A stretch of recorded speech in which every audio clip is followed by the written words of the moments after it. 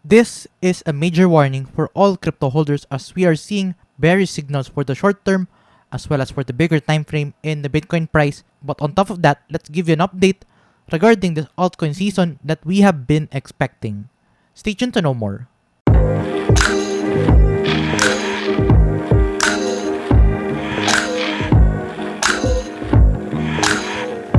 So hi guys, welcome back to another gabscrypto video where we trade by data not by hype. And if you haven't subscribed to my channel, click the subscribe button down below and hit the notification bell so you won't miss out daily technical analysis like this. So let's dive into this video. So let's dive into the Bitcoin short term first. So for the short term, nagbigay ako kanina actually na signal na meron tayong double top pattern. And the technical target of this double top pattern is actually by getting the height of this double top and then lagay natin siya sa possible point of breakout, which is a neckline. And our technical target would actually be the 43.6k or roughly 43.7k if mas conservative kayo. Pero in order to confirm the move, kailangan natin ng 4-hour candle close below the neckline with volume. So if wala tayong volume na nakuha dito with the breakout, possible na makakuha tayo ng support within this 45.1k area. So yeah, kailangan nyo tingnan yung movement na yan kung magkakaroon ng volume. Pero if wala, then yeah, 43.6k our technical target. And you could also take note of the 100 moving average in the 4-hour time frame kasi pwede dun na tayo makakuha ng support. With regards to moving averages, 50 moving average ang kailangan niya ma-break in order to go to the downside for the Bitcoin price. So yeah, that's a bearish movement right now for the Bitcoin price in the very short term.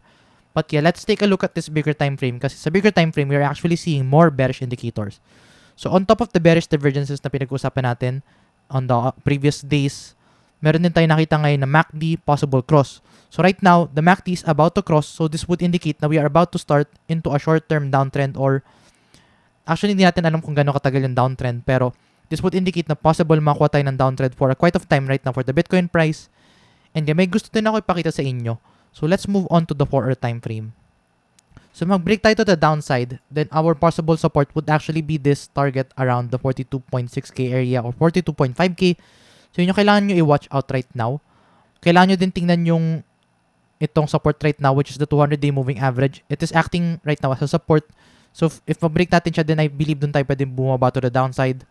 But yeah, going back to the 4-hour time frame, kailangan nyo tingnan itong levels na 42.6k. And let's also take a look at this pattern na nag-form. So dito makita mo meron tayong descending triangle, nag-pump, and then nagkaroon tayo na higher high, higher lows, higher high, higher lows, higher high, higher lows. Pero dito nag-start mag-break yung uptrend natin. Nagkaroon ng lower high na siya actually. And then nagkaroon tayo ng lower low ngayon. So this would mean na break natin yung ating trend na higher lows. So if ganun ang nangyari, ano ba yung possible na pwede mangyari? Well, let's look at historical data kung ano ba yung nangyari sa history dati. Well, if you're going to look at this movement between January to April, makita mo na meron tayong descending triangle, higher high, higher low, higher high, higher low, higher high. Pero this time, nagkaroon tayo ng lower low and then another higher high. Pero because of that, na-break natin yung higher low downtrend natin. Nagkaroon tayo ng bearish movement to the downside. And with that, we saw a correction up to this descending triangle area. So if we're going to follow this specific movement mismo kay Bitcoin price, I think we are actually replicating this movement similar sa action ngayon. Pero ang difference lang is, medyo mas malit yung movement niya as compared dito sa nangyari noon. So if that's going to happen, then we could say na it's more likely going to get a support first at the 42.6k area and then possibly mag-decline to the 38k level. So if possible na mag-decline siya, then that would be a good buying opportunity right now for the Bitcoin price, especially maraming nga tayong bearish indicators na nag-form. So if you want to enter Bitcoin for the very long term or for the short term actually or for the mid term, I think this would be one of the good entry points right now for the Bitcoin if makakita tayo ng correction for the very short term. Now this would be a healthy correction kasi we cannot always go up to an uptrend palagi. At some point, kailangan din natin ng correction. So if makakuha tayo dito ng correction, then I believe na that is a good thing for Bitcoin kasi at least pwede natin ma-reset yung mga indicators na nag-form dito sa bigger time frames natin, especially kay daily time frame. So pag na-reset natin yung mga indicators natin dyan, then I believe na that's a good area for us in order for the Bitcoin price to sustain its healthy pump. So yeah, that's for the Bitcoin price. Now let's dive into altcoins naman. So sabi natin nun, if nag-break tayo to the downside dito sa rising wedge, then we can see an altcoin season for the crypto market. And let's look at the current Bitcoin dominance. As you can see, we have captured that movement exactly as predicted. So right now, I believe na we are in an altcoin season. So congratulations kung nakapasok kayo dito. at nag-accumulate kayo ng coins during this movement. And I think, yung sinasabi natin dito sa video na to, diba? Yung area na to is actually a good take profit area for altcoins. So I believe na itong area na yan, that's where you should start taking profits along the way. So yung mga altcoins na nag-pump ngayon, dapat at somehow, kumukuha kayo ng profits anytime soon. Kasi if nag-start yung Bitcoin correction at natapos yung ating altcoin season, then at least kahit paano nakakuha ka na ng profits mo from the altcoin movement. And let's also talk about this Bitcoin season peak. Kasi diba sabi natin sa video na to, itong Bitcoin season peak, itong area na is actually one of the best time to invest in altcoins. Kasi if you're going to look at historical data, after ng Bitcoin season, of course, dun mag-start yung altcoin season at masasabayin mo yung pump ng altcoin season. So let's look at the current altcoin season index ngayon.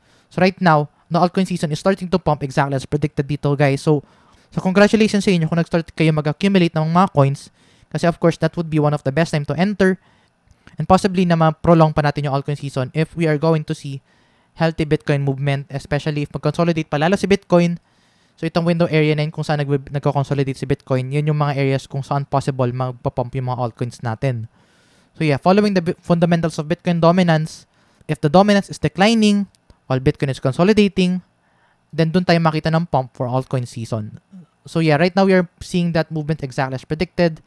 Now ito yung next question. Sabi natin dito, are we going to expect an NFT season pump?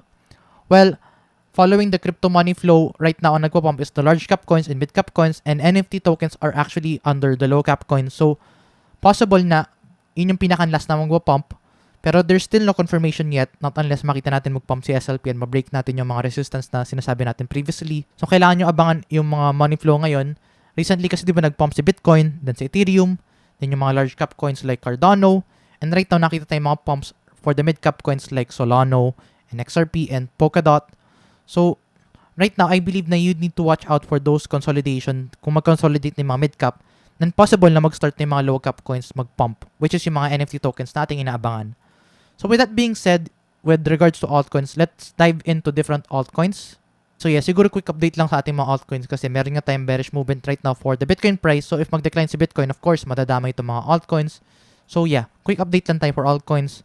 So, for Ethereum, as you can see, meron din tayong double top pattern. So, $3,000 yung target niya. Similar to how the Bitcoin price is actually doing right now. Same goes with Cardano. Meron din tayong double top right now for Cardano. But yeah, as regards to this altcoin season na nakita natin noong the other day, actually for the past few days, itong altcoin season pump na to, ito ang naging cause ng pag-pump ng iba't ibang altcoins, and following the crypto money flow, nakita natin si Cardano mag-pump. So if you want to enter into any altcoins right now, I highly believe na you need to watch out for the 20 moving average and 50 moving average, as I believe yun yung mga good re-entry points for almost all altcoins right now. So you can see for Cardano, we are about to decline. So I believe the 50 moving average would be a good re-entry point. So if you want to follow Cardano, you need to watch out for the 50 moving average kasi dun tayo pwedeng makuha ng good re-entry. Same goes with Ethereum. For BNB, na-meet na natin yung target natin exactly as predicted. So if you want to re-enter BNB, same goes sa sinabi natin kanina, yung mga 20 moving average and 50 moving average, yung mga good re-entry area. So for BNB, yun nga, 20 moving average is now a major support. Pero if na-break natin yan, of course, the 50 moving average would be our next support. For Polkadot, I believe na kailangan natin ito pag-usapan kay Polkadot kasi we are now actually starting to see this major resistance for Polkadot, which is the 200-day moving average and the $26 level. So if na-break natin siya, then I believe na possible na umakit tayo for Polkadot for the long term. So if na-break natin siya, this would start a long-term pump for Polkadot. Pero yeah, remember, kailangan ng daily close above the 200-day moving average in order to confirm this long-term bullish action for Polkadot. So for XRP, nagbigay tayo ng update yan nung previous live natin. So siguro quick update lang dito sa XRP. Right now, meron tayo actually Fibonacci resistance, which is the $1.24. So right now, the $1.24 is acting as a strong resistance.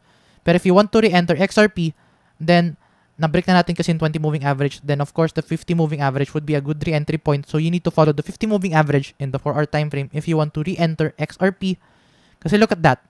XRP is actually having this strong Fibonacci support at the $1.06